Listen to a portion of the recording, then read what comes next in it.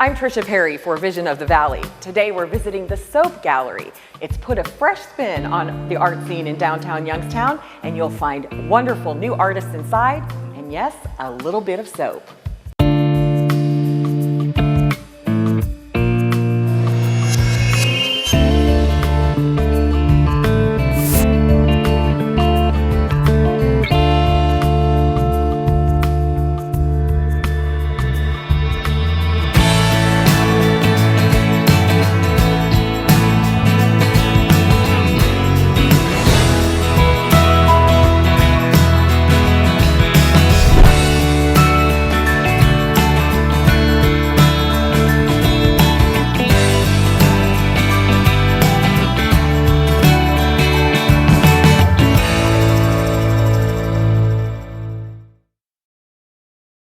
So today we're at the Soap Gallery in downtown Youngstown, a new gallery, a different kind of concept for downtown in Youngstown, and we're talking to Sarah Mon, who's one of the owners. Sarah, how did this come about? Well, there wasn't really a space in downtown Youngstown for for-profit artists to be able to come in, make money, and sort of make it a profession. There also wasn't a space for after work or on the weekends, concepts for adults to get engaged in art again. And we really felt like there was a calling for that. People wanted that, and the space is proving that people do want that, in fact. So we just said, let's create this platform, see what happens, let's test it in downtown, and so far it's been great. And so you've been open how long? We've been open since October. We opened our doors October 5th. And it was incredible. The response we got was outstanding. We had near 300 people here for the opening, and it's been awesome. And then you've had events ever since? We've had events since then. We have the first Friday of every month is our opening. We have a new show, and we try to sometimes theme it. So like in January, we had Women's Empowerment Month. So we had women entrepreneur group from the YBI come down, and they had a big event here. But on the walls, it was all female artists, and they were able to show their work in an exclusive show for themselves, and then really promote that type of energy that we want to around women and supporting them as professionals. So obviously, when you want to do art, you want to have a gallery. You need space. Yes. Was it difficult to find space for this? So the space was challenging because you don't really want something that's too polished. That wasn't the look the owners were going for. So I think we wanted something that we could work on and make our own, and that's what we've done here. Easy to find in downtown Youngstown, right? Yeah. Old buildings that need some new life, but yet aren't perfect. Exactly. And in this space, this was the old Purple Cat, so there was walls up, there was drop ceilings. It was a very professional space, and we just kind of stripped it all down and started over. So we got all the walls down that we could, took the drop ceiling off, and exposed this beautiful ceiling that we have here. And we actually referenced some original photos that were found at the Tyler History Museum, and this was the color that was chosen, so we put that on the ceilings. And then we stripped the floors, and on our hands and knees, scraping everything up and kind of getting this rough look mixed with this really polished modern white walls. Right, and it really works with the art because you have the old and then you have this new art that's been created. Yeah, it's like a nice eclectic space, and what we like about it is it welcomes everybody. So you can have a meeting here for work, but you can also have an exclusive event here. You can have a nice gala here if you wanted to, a wedding reception, things like that. So tell me how it fits into the concept of downtown Youngstown and what's happening right now downtown. We feel like this is a perfect fit for the downtown community. It is definitely, without a doubt, on the rise. I mean, I was down here probably 8-9 years ago working at Home Savings, walking around, and there really wasn't that many people. And so to watch the growth over time, it's been awesome. Now, we still have a long way to go. And some of the things that we need to focus on, and I believe the city is and many entities down here, is bringing people to the downtown area that don't traditionally come down here. We felt like this was we could add to that concept, we could add to that plan and say, if there's another reason for people to come down here, maybe they'll go continue to explore downtown. Maybe people are downtown, they'll have another reason to stop here. So we really wanted to be a part of this resurgence, and the art community is a great way to do that. Right, I mean, it really does fit in a city more than a township, you know? Right. Not that there aren't artists in Boardman, but it really fits to showcase it downtown. And everybody knows that, you know, if your economics of your downtown area grow and are able to be really stabilized, then everyone benefits. So Boardman's doing great on its own. It doesn't really need, you know, it doesn't need this. Downtown can benefit from this because now we're going to bring that money from Boardman and Canfield and Poland and Struthers down here to spend and, you know, become a part of it. Maybe want to be a business owner themselves. There's plenty of space down here. Of course, eat and do other things down here because that's you're right down the street from Erie Terminal and all the restaurants that have popped up down on the main drag. There's a lot of things to do now, and they've got Oh Wow for the kids. Smarts is going to be opening across the street, so there's going to be an after-school program there, lots of activity there. So there's things for kids to do, and then they can scoot over here, walk over, enjoy some art, grab a cup of coffee in the back, and just enjoy the art on the walls.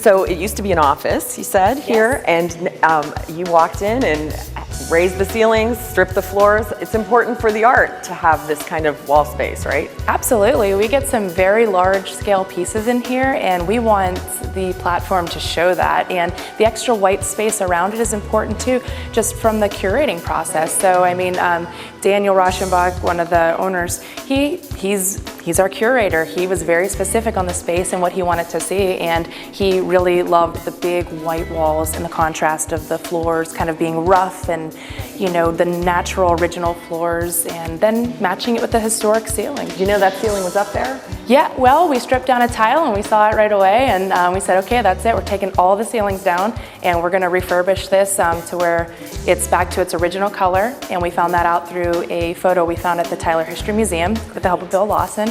And so we just painted the ceiling, and it's beautiful, and we love it. So then you have these windows. You took advantage of the window, the street value here. Right, absolutely. Beautiful windows leading in. People can walk by. We get a lot of traffic through here on nights of Cavelli events.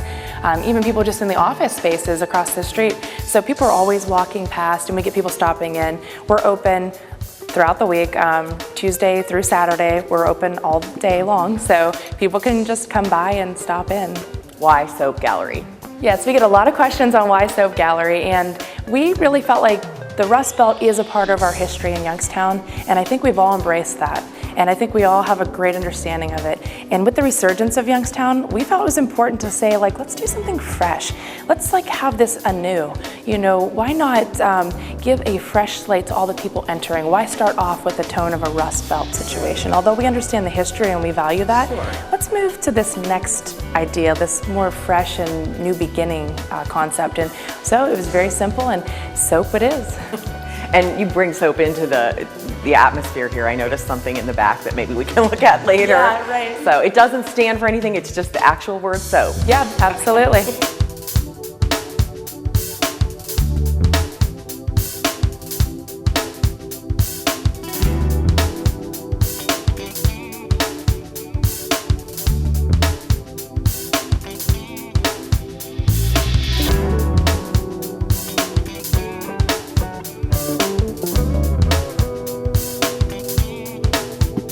So what we see here will be up about a month, and then you'll take it down and a new set of artwork will come in, a new artist will come in. Is that how that goes? That's right. Every month we have a new show.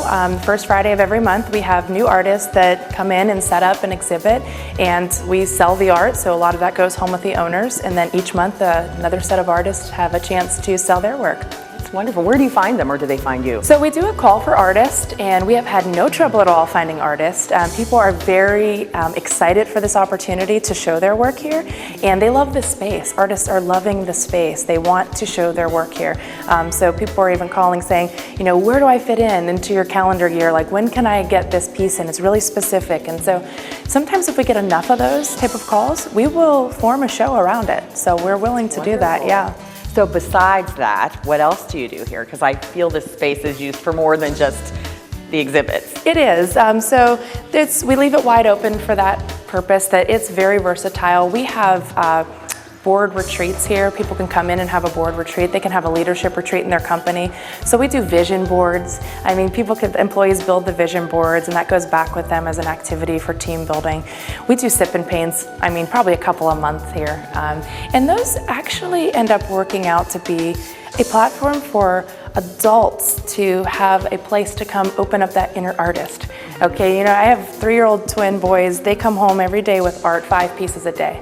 They get into the mainstream schooling. The art programs aren't there. The supplies are cut. So you kind of outgrow art, but it sort of stays with you. And what we see is when adults re-engage in art classes that we have, it really wakes something up in them, and it's very therapeutic. They want to come back, they want to do it again. So even though this is mainly a fine art gallery, those classes are so important because we feel like it's building that community of art back up.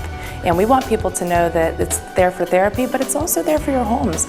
Going to Pier 1, or, you know, nothing wrong with that, but, you know, why not try here first? Why not see? And they're being educated while they're here. So they could be here for a sip and paint, and they leave going, wow, I never thought I could contract an artist for my living room. And now they see that that's an opportunity. So it's just this really full-bodied, all-around wonderful space that it's turning into. I mean, it's been wonderful. So if someone comes in here and wants to buy something, is some of it for sale? Or it's all for sale. It's all for sale. It's all for sale.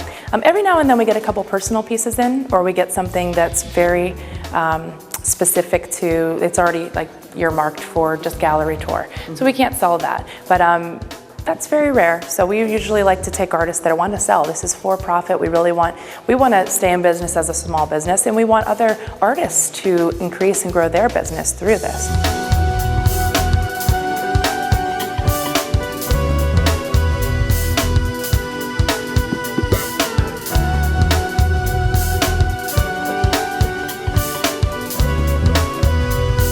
So, you know, all of these are amazing, but I'm looking over here and I just love that. That's a local artist, you said? Yes, this is Michael Green's work. Michael Green is a YSU graduate. He studied under Al Bright, and he's been in the community doing art for years. A lot of his pieces are based off of 30s, 40s jazz era, so you kind of get a little bit of that energy from a lot of his pieces, and this is a great example of one that we just love. Beautiful, and I know you said his self-portrait is down the way there. Something that's a little bit less traditional coming from Michael Green, but this is a wonderful self-portrait, and we were just honored to have it here for our show this month. And I see art that has to do with downtown Youngstown. We do have a lot of photography come in, and we love the downtown and like kind of the behind the scenes through the mills, and these photographers that kind of... The buses. The buses, yeah, right. They just kind of go out on their own and find these unique nuances of Youngstown, and they capture them, and it's really cool.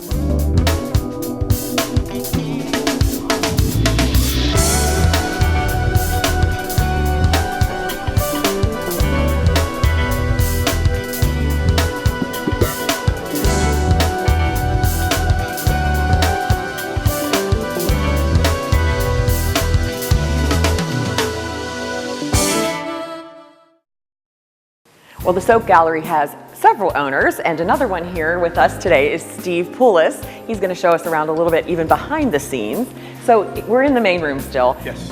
What do you like about this room? What is your favorite thing about this? My favorite thing is actually something that you can't see. It's actually the smell of the room. I don't know if you've noticed, but we had to use 9 bottles of fabric softener to get the tar paper off the floor. So the Soap Gallery literally smells like soap. Yeah. Now, did you have the name before it smelled like soap? Yes, we came up with the name before we signed the lease.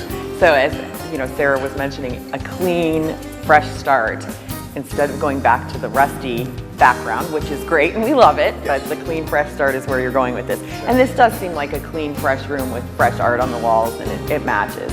What about the exhibits that come through? Tell me your background. I mean, how do you figure out what's going where and all of that? I'm more on the business end of things and making sure that the bills are paid. I have some art background, but I'm actually in IT, and I ironically work in a steel mill.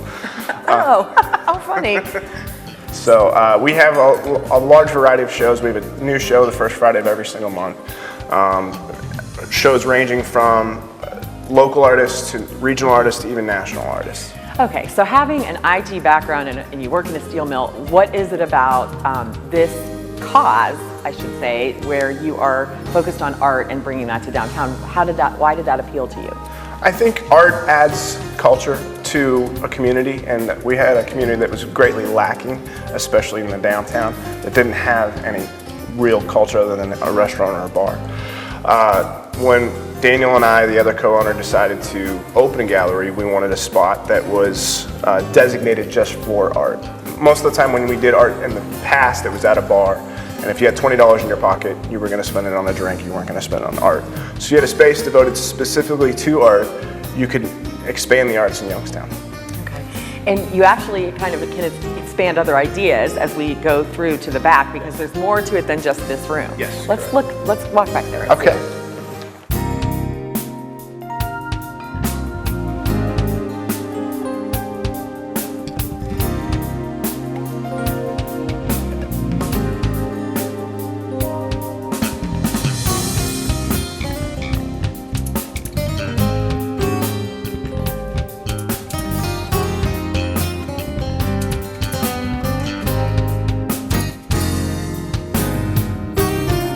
So behind this big room, we have smaller spaces that are other purposes right now, right? Correct. So we can use this for a variety of things. We can use it as a classroom. We can use it as, currently using it as art storage for the next show. Right.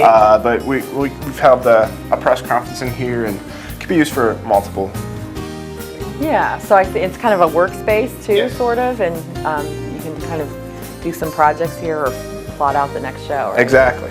We love the Butler. The Butler's got a great reputation, but not everyone maybe feels as connected as far as their own artwork to the Butler. Correct. And the Butler does have a great gift shop, but most of the pieces you cannot buy obviously. Right. We're a bit more community accessible, and we love the Butler.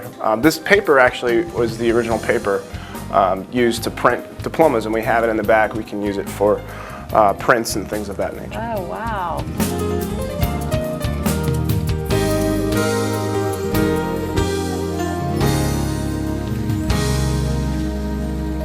So you call this a make space back here? Yes, we call it Makerspace. It's going to be a kind of a workshop room where you can build your own artwork. We'll have artists to teach you how to do pottery, ceramics.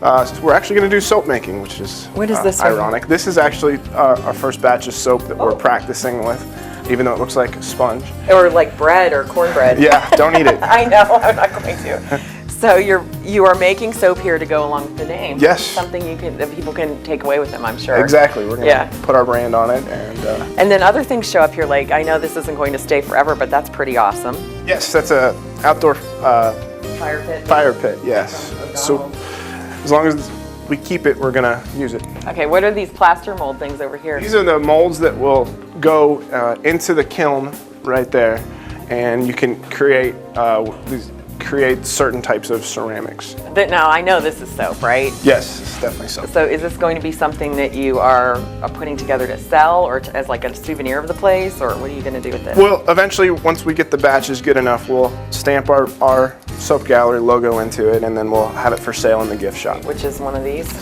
Correct. Like that? Yep, You're exactly. gonna put that like right there? Exactly. We have a rubber stamp that we'll stamp into it. Cool. Yeah, I know. It's a great thing because, you know, people love to buy homemade soap anyway, and then to have it be fitting with the name of the place, that's great.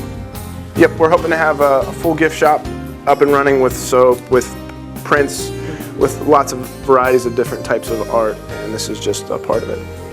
So what's your vision for like in 5 years? In 5 years? Us to be a national recognized gallery. I think we have a wonderful, beautiful space, and I think we have the people that are running it in the art community that will support it. Tell me why this is important to have this kind of space downtown. I know we touched on it a little earlier, but you know, it could go anywhere. Why here?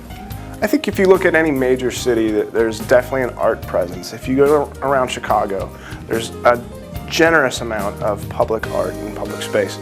We don't have a lot of that other than a few murals. So expanding on the art presence in downtown is something that we want to build upon. And if you go into any major city, there's galleries and you can walk in and see beautiful things, and we wanted to have that same experience in downtown. And you've been open since October, since 2015. So so far, things are going well? Things are going really well. We were kind of blown away by how many, we had 300 people come through the opening, and we're really looking forward to the warm months when we can do art walks outside and really expand the space. So when people want to find you, I know I found a lot on Facebook, but what's the best place to find you? Facebook is our primarily, we have weekly classes and events. That's primarily where we post those things, but we also have a website. It's soapgalleryyo.com.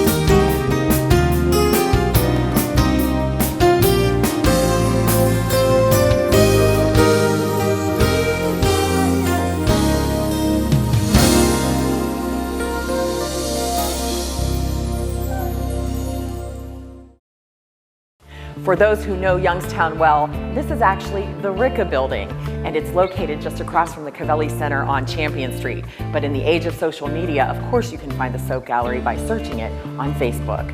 For Vision of the Valley, I'm Tricia Perry.